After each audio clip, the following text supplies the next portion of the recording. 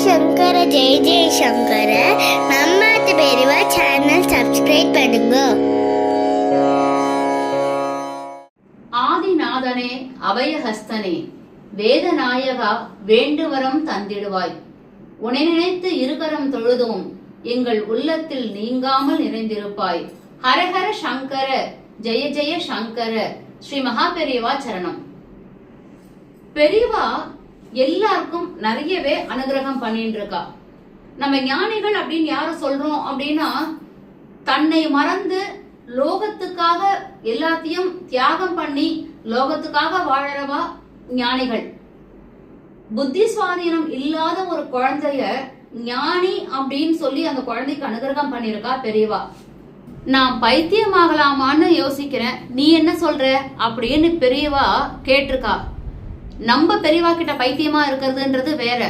ஆனா ஒரு குழந்தைக்காக பெரியவா அந்த மாதிரி கேட்டிருக்கா அப்படின்னா, அந்த குழந்தை யாரு, இது எப்பேற்பட்ட அனுகிரகம் அப்படின்றத இன்னைக்கு பதிவுல பார்க்கலாமா?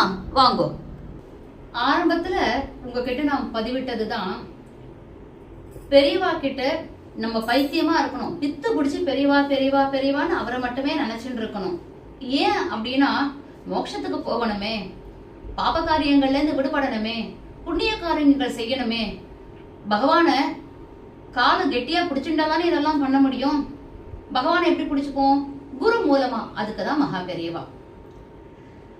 பெரியவா கலவையில ரொம்ப நாள் கேம்ப் போட்டிருந்தா, ரொம்ப நாளைக்கு அங்க தங்கி இருந்தா. அப்போ ஒரு நாள் ஒரு ஏகாதசி, கலவையில இருந்து கொஞ்சம் தூரம் தள்ளி கொஞ்சம் ஒரு இடத்துல ஒரு தீர்த்தக்கரை இருந்தது. ஒரு ஏகாதசி அன்னைக்கு பெரியவா என்ன பண்ணா, அங்க ஸ்நானம் பண்றதுக்காக போயிட்டு ஸ்நானம் பண்ணினா, அந்த இடத்துல பெரியவாளுக்கு கைங்கரியம் பண்றவா ஒரு சில பேர் மட்டும் கூட இருந்தா. எல்லாம் ஸ்நானம் பண்ணி முடிச்சுட்டு பெரியவா தன்னுடைய அனுஷ்டானங்கள்லாம் பண்ணி முடிச்சா. அப்போ பெரியவாளை தரிசனம் பண்றதுக்கு ஒரு தம்பதிகள் ஒரு குழந்தை அழைச்சிட்டு வந்திருந்தா. பெரியவா அனுஷ்டானம் எல்லாம் பண்ணி முடிச்சுட்டு உட்காந்தா. அந்த தம்பதிகளும் அங்க வந்தா குழந்தை அழைச்சிட்டு. அப்போ பெரியவா நீங்க உட்காருங்கோ அப்படின்னு அவளை சொன்னா. பட் அந்த தம்பதிகள் உட்காரல. அவ என்ன பண்ணா, பெரியவா கிட்ட இவ இந்த குழந்தை என்னோட பையன் புத்தி சுவாதீனம் இல்லாம இருக்கான், எவ்வளவோ வைத்தியம் பண்ணி பார்த்துட்டோம், என்ன பண்றதுன்னே தெரியல பெரியவா, நீங்க தான் குழந்தைக்கு அனுகிரகம் பண்ணணும் அப்படின்னு சொல்லி அவ சொல்றா. அப்போ பெரியவா ஒரு சின்ன புன்னகை, ஒரு மெல்லிய சிரிப்போட அவ கிட்ட பேச ஆரம்பிக்கிறா. இந்த குழந்தை புத்தி சுவாதீனம் இல்ல அப்படின்னா இந்த குழந்தை பைத்தியம் அப்படின்ற இதுல சொல்ல வரையா? அதுக்கு உதாரணம்லாம் நான் சொல்றேன். இந்த உலகமே பைத்தியக்கார உலகம்தான். ஏன்னா சர்வேஸ்வரனையே பரமேஸ்வரனுக்கே பைத்தியக்கார பட்டம் கட்டின உலகம் தான் இது. எப்படின்னா, பித்தா பிறைசூடி அப்படின்னு சொல்லி பரமேஸ்வரனுக்கு ஒரு நாயனார் பாட்டு பாடினாரே, பரமேஸ்வரனுக்கு பைத்தியக்கார பட்டம் கட்டல.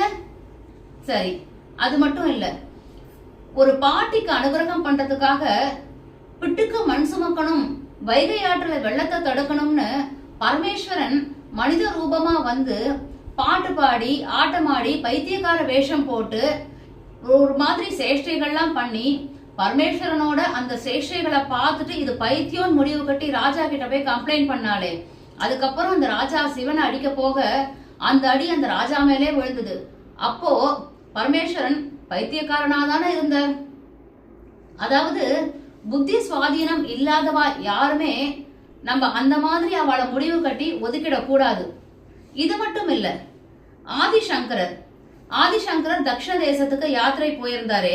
அப்போ அந்த ஊர்ல நிறைய படிச்ச ஒருத்தருக்கு ஒரு பையன், அந்த குழந்தை புத்தி சுவாதீனம் இல்ல அப்படின்னு சொல்லி நினைச்சிட்டு இருந்து ஆதிசங்கரர் கிட்ட அழைச்சிட்டு வந்தா.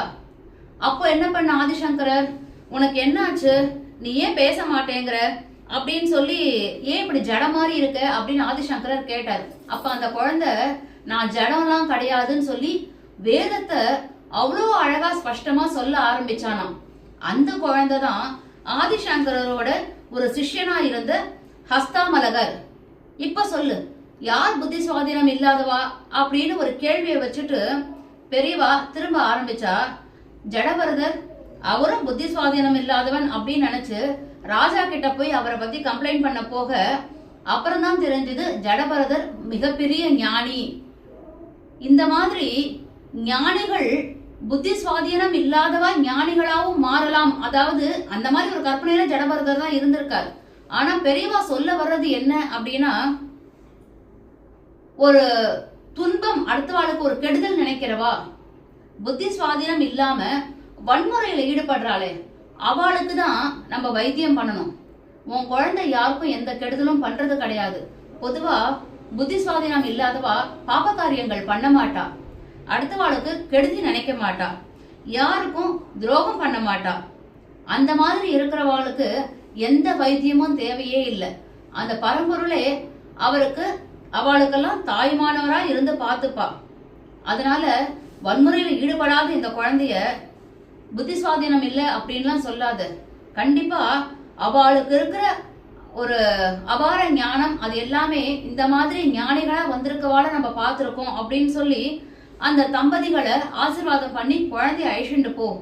இனிமே உன் குழந்தைய பத்தி அந்த மாதிரி நினைக்காத, புத்தி சுவாதீனம் இல்லாதவன் நீ நினைக்காத, கடவுளோட வரப்பிரசாதம், அவள்லாம் கடவுளோட குழந்தைகள் அப்படி நினைச்சுக்கோ. அந்த மாதிரி பெரியவா வந்து அவளுக்கு ஒரு ஆறுதல் சொல்லி அவளோட மனக்குறைகளை தீர்த்து வச்சு அனுகிரகம் பண்ணி அனுப்பினாலாம். அந்த குழந்தை கிட்ட அப்பதான் பெரியவா கேட்டிருக்கா, நானும் உன்ன மாதிரி பைத்தியக்காரனாகலாம் நினைக்கிறேன், நீ என்ன சொல்ற அப்படின்னு பெரியவா அந்த குழந்தைகிட்ட கேட்க போக ஏதோ எல்லாம் புரிஞ்சா மாதிரி அந்த குழந்தை சிரிச்சுட்டே எழுந்து அம்மா அப்பா கையை பிடிச்சிட்டு கிளம்பி போச்சான்.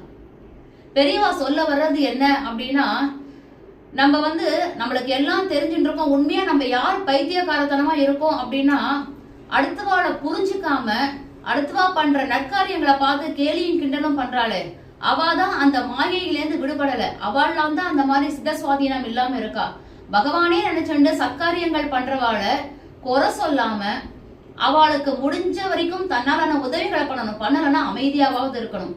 அந்த மாதிரி இருக்கிறவா என்னைக்குமே சரீரமாவும் தள்ளி நின்று ஒத்தாசை பண்றதுன்றது மிகப்பெரிய விஷயம் அப்படின்றதுதான் பெரியவா சொல்ல வர. யாரையுமே வந்து ஒரு சின்ன குறைகள் கூட அவ கிட்ட இருக்கிறத கண்டுபிடிச்சு குறையா சொல்லாம அவளுக்கு மனக்குறைகளை தீர்த்து வைக்கிறது மட்டும்தான் இந்த ஜென்மாவில நம்மளுக்கு கொடுக்கப்பட்ட ஒரு சத்காரியம் அப்படின்னு நம்ம நினைச்சுட்டு பண்ணணும்.